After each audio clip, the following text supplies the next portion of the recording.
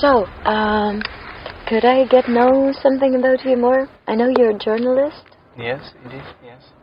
What journal are you working for? It's for a daily newspaper in Sweden. Okay. Called ETC. ETC. Yeah.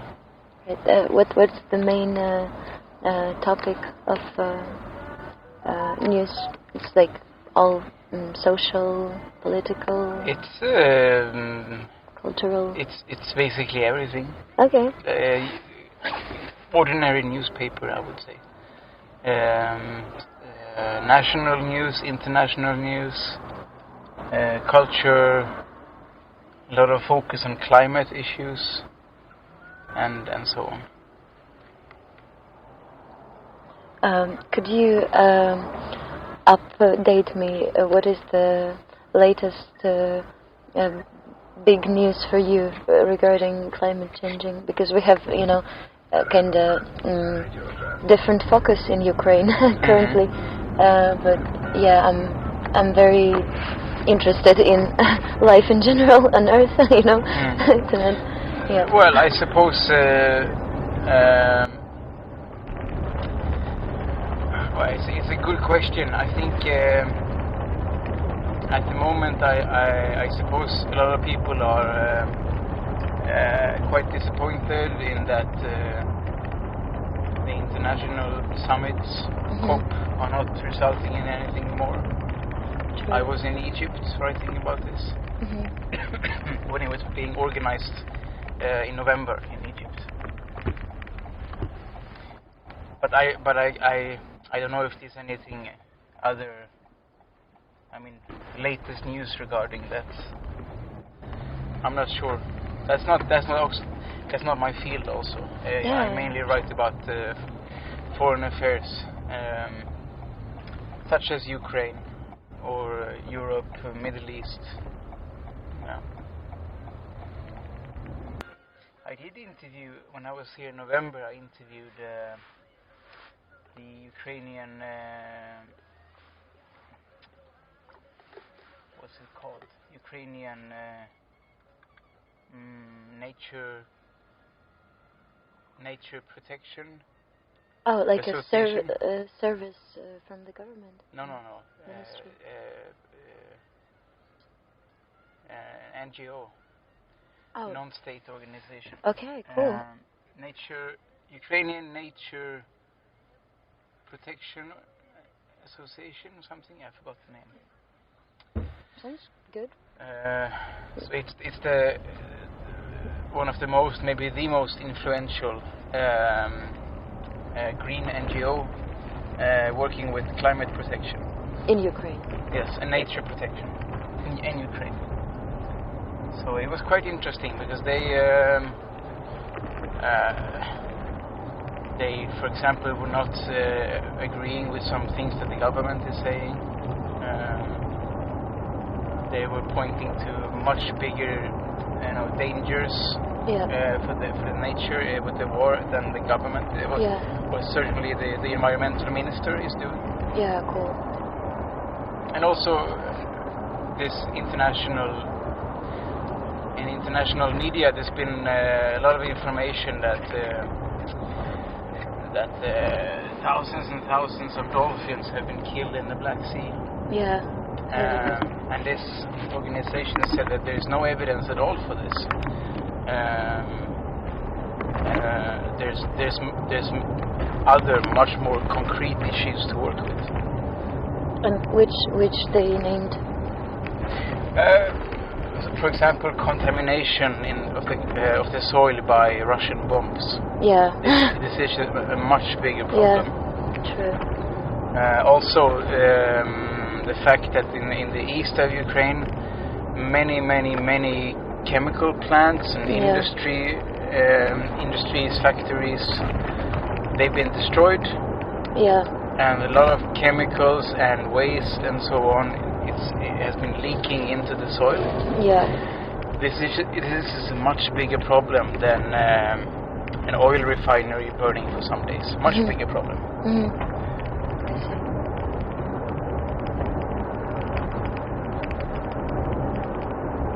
Yeah, it's a big open question for Ukraine. Have they named the plan for these territories? And I mean, it's all local problems, so it should be like different in each case. I think. But maybe they named like a kind of solution or something. Solution is, well, what they said is that it's difficult to talk about the solution unless we know exactly how big the problem is. Yeah. And the problem is that we couldn't even know. They don't know because they are not allowed to go and make tests because it's a war zone. Yeah. So they don't even know. They can only estimate that the problem is. Everyone already understands that the problem is very big, but they don't know exactly how big because it's not allowed to take tests. Yeah. So we will see. But they were sounding quite worried. As we all should. It's crazy to be happy nowadays. And so you said it was interview, so everyone could read it or listen to it? Yeah. Where could we find it? It's on. It was in the newspaper. It's online. On okay. Print and online. Cool. I could send you the link if you want to. Yes. However, yes, sure. I need. It's a paywall, so I would need to send the text and not the article. Okay.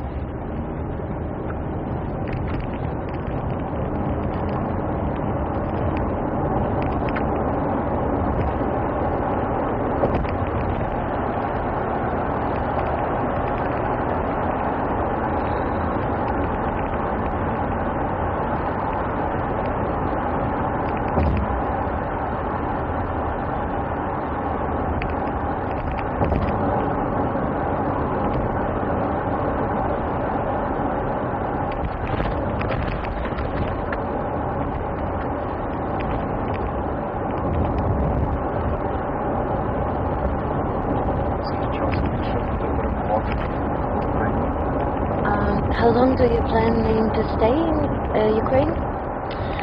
I am staying until the weekend.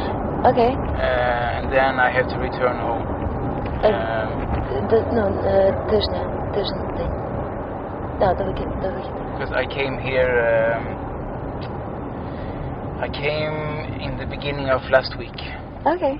Yeah, so I couldn't be here longer. It's quite long. Yeah, it's already enough to see. What have you seen, Kyiv? I've made lots of interviews mainly, and going around to visit different locations. I went to Herson also. Yeah. Oh.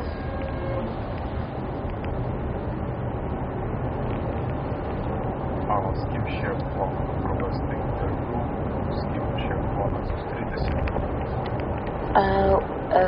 Do you planning to meet someone else for interview more? I'm not sure. Maybe yes, maybe one or two more persons. Because I haven't got a lot of time left. Then maybe one or two. But I made a lot of interviews already, so cool. Yeah. So what would the article be like? This one now? Yeah, I mean this one. Well, I will write about because I first interviewed Tolik, and this was about how he left his career as a businessman, basically, to do this engagement instead. Yes. So we'll start with that, and then I will write about how this is a solution both to fight against the high prices of trying to buy things internationally. Yeah. But perhaps also the reluctance of certain countries not to help Ukraine with military equipment. or enough equipment, we can say. So The great purpose. yeah, so that's how I will. That's the perspective of the article. I'm not sure if Alexander sent it to you. We have a document. It's like already a anniversary of organization. It's around. Да, ж організувалось десь дуже близько до 24-го. So yeah, it's year of war, year of organization. Офіційно зареєструвались ми пізніше, так як виникла проблема з отриманням якраз донатів за кордону, а взагалі почали організувалися дати. Перші дні. Да, перші тижні. Ну ось. А далі якраз вже виникала проблема донатів, тому потрібно було створення charity organization для отримання донатів за кордону. Yeah, so the establishment was last for some weeks because of paperwork and everything, bureaucracy, and then yeah, just because they need to have international donations, so it should be like a different level of some legalization. Yeah, and so I was saying that Alexander just sent me the kind of just list of everything that they already did and equipment that they produce with the prices, with specifications. Specific list. Yeah, and photos. Maybe Anatoly sent some. I don't think you sent it to me, no, but this would be great to see actually. I think I can share it with you already. Because then it's much easier for me to know what has been produced. Yeah, it's a lot actually. 17 pages. Да, до речі, Анатолій казав, що мав скинути, він або забув.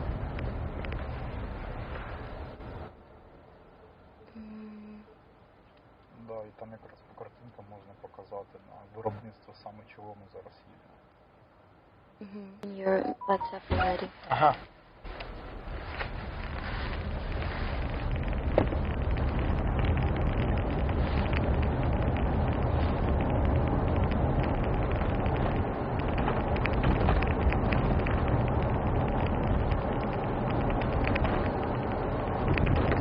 Right, okay, thank you.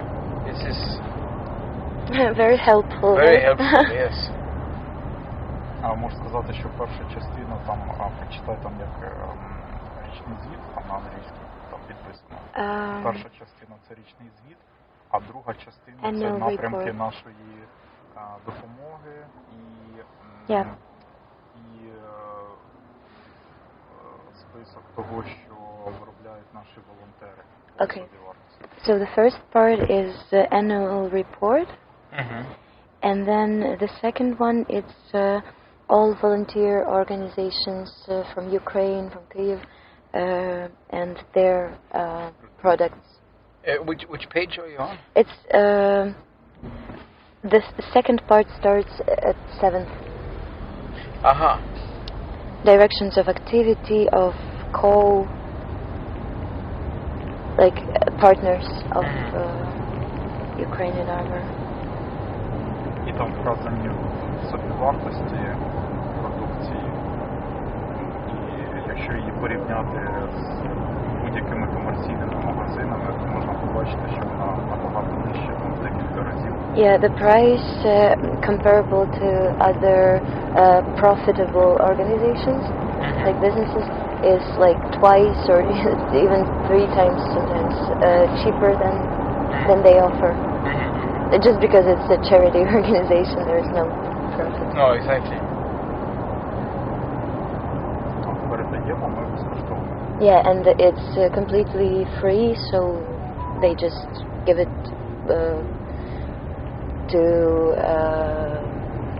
to army, basically with the official request from them, and then it's like all listed, documented. But it's for free. I mean, it's a main point. They just sometimes they just need something right now, and there's no need to. Співдружні виробництва виготовляють для нас по собівартості.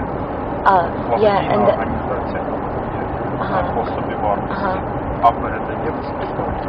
Ой, треба, я не так собівартість. Все. Нет.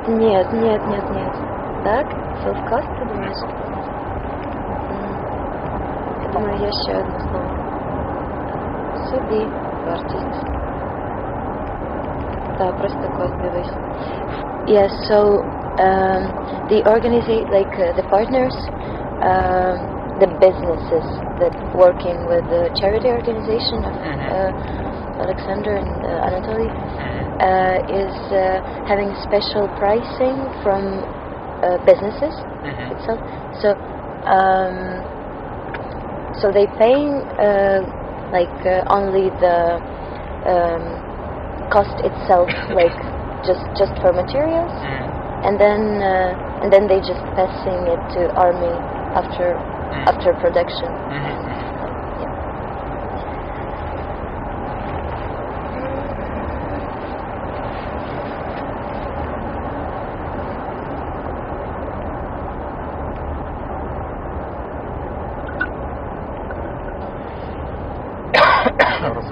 Yeah, but this was really good, this list. Зараз ми якраз їдемо на текстильне виробництво, тобто там вся текстильна продукція, яка там можна побачити, plate carrier, watches, tactical belts. Зараз ми їдемо на виробництво текстильної частини і виробництво багів і розкладних ліжок, можна сказати, що з того списка. Yeah, so from that list we are going to see the manufacturing of textile, right? The plate carrier, tactic belt system, pouches. Everything with clothing and ліжка я забув там. beds, this special army beds. Ну там ліжечка, там трошки по-іншому. Military folding cots, right? Military folding cots. This one. Everything with clothes, basically. This is for sleeping, but more light. Less heavy and more compact. Дуже велика необхідність, до речі, от в цих ліжках, і мені сьогодні потрібно забрати для Азова. Зараз ми заберемо для Азова ці ліжка, можна сказати. Yeah, so we have the most famous, I think, group in the military forces of Ukraine, Azov. And Alexander would just take this cuts for this Azov battalion because it's very needed in there. And everyone wants it because it's very everyone military units needed this. Cuts. Folding cuts. Yeah, I haven't heard this word before. Cuts. It's I never either. Field beds. Yeah, cuts. Переводиться у нас як наша книжечка. Розкладушечка. Розкладушка. Так. Розкладушка. Ну це є розкладушка. Так. Прикольно, реально класно. Я таку собі хочу, камон. Перше, звідки з'явилося виробництво у нас цих штук, мене набрали хлопці з Підізюму, знати вісім. І вони кажуть, Саш, я їм віз plate carrier, bulletproof vest. Ось, а вони кажуть, слухай, я собі так мрію мілтековське, але воно таке дороге це ліжко, і я вирішив купити тоді за власні кошти, я їм привіз 8 ліжок. Купив 9, а одне ліжко я завіз нам на виробництво, щоб ми його розібрали, і зробили по собівартості. Круто. Хоча все-таки собівартість досить немала, тому що ми робимо дуже якісного металу. Скільки написано там $52, чи не помиляюся. Ну це не так погано насправді. А це залежить, до речі, від якості, тому що мені одні кажуть, слухай, це типу не дешево, там працювали там на дорогі. Я кажу, ми робимо з дуже міцного металу, вони отримують велику вагу, і мені через декілька тижнів колеса штуку вправи, ті, що ми купили, вже поламалися. Прикол. Yeah, so it's a funny story. Some quite time ago, some guy from Frontline called Alexander. Я їхав в Ізюм. Yeah, and then they have like a agreement, so they would take the bulletproof vests. І хлопці сказали, що нам дуже холодно спати, ми спимо на підлозі, і ми мріємо про такі ліжка. Yeah, and so they were like talking about like, oh, it's not so good to sleep somewhere, you know, with no equipment. Yeah, on the floor. They sleep on the floor. Yeah. And now it's very cold. Yeah, winter time. And so, and he bought 9 cots from American or like from somewhere else, let's say. Cots. Someone distributing this. Yeah, like not from Ukraine even. And then and one, he took one to manufacturing. And yeah, this one, and so they made it all like uncovered, and they just looked inside to do basically the same. But after all, like everyone said, it's even a more hard construction. So. The other cots that they bought from Europe were broken after a few months, and this one is still okay. So, yeah, we have a good metal here. Yeah, I think so. Yeah. No, Anatoly, he mentioned some of the prices that it's just impossible to pay for some of these things. $72 for this cuts. But we have some issues with the fundraising because we had there were statement from Ministry of Defense, right? Прям від Міністерства оборони, правда ж? Про те, що на забезпеченні цими bulletproof vests. Пам'ятаєш? Так, ситуація краще, але насправді Yeah, so there were a point where Ministry... Почекай, я не можу так багато одночасно всього, я хочу пояснити ту ситуацію, а потім я перейду до цього. So there were a point where Ministry of Defense of Ukraine said that they are completely filled with bulletproofs, everything. So they have no need, they have everything that they would need. Like it was a statement like to Europe. And then and so this charity organization that's specifically working with bulletproof vests were kind of out of sources and everything, out of media support, because everyone thought, okay, so guys better would need weapons or something else. And then the thing is that there was a big corruption scandal because they were they bought a lot of vests with very bad materials, and it's just not working at all. Yeah, and so we still need to protect our people at first. Yeah. And now it's become better with time, right? That is що змінилось? В цілому забезпечення краще, скажімо, є прогрес із корупцією. Yeah, we have a big progress with this fight with corruption in Ukraine. So it seems like winning everywhere. Yeah, no. This is what people are saying, that hopefully there can be good sides of this war also, like changing society and so on. I think that it's the biggest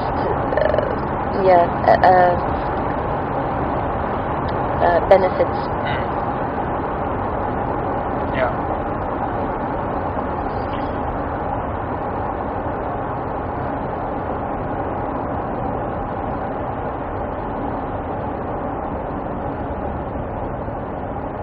Funny story, I was washing my clothes and I took it out and I found the piece of bullet in my, it were somewhere in my clothes, I think. Have no idea how that happened. I was staring at this piece of metal for some minutes and was thinking wow, my life changed a lot for this year. Was it in your pocket or what? Yeah, I think so, probably. I'm just surrounded by the signs of war and just everything about war.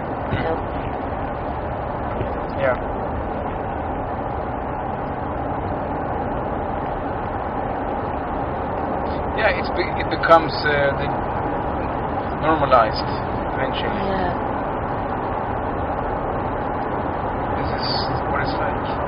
The other day I was in Kherson and speaking with the family, having coffee, and you heard explosions and bombs and no one. Okay. And everyone's continuing with the coffee. I saw the video from the hottest spot in Ukraine now. It's Bakhmut. So people there, there is not so many people left in there. Да, Хаші. Я рекомендував, останній раз зустрічалися, як ще перекладач.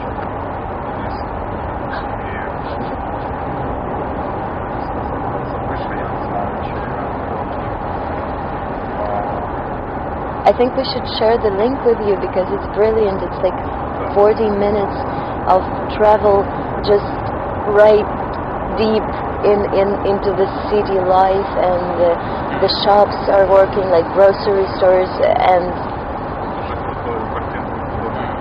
very, very beautiful picture, video materials are so bright, brilliant. And people just living their lives.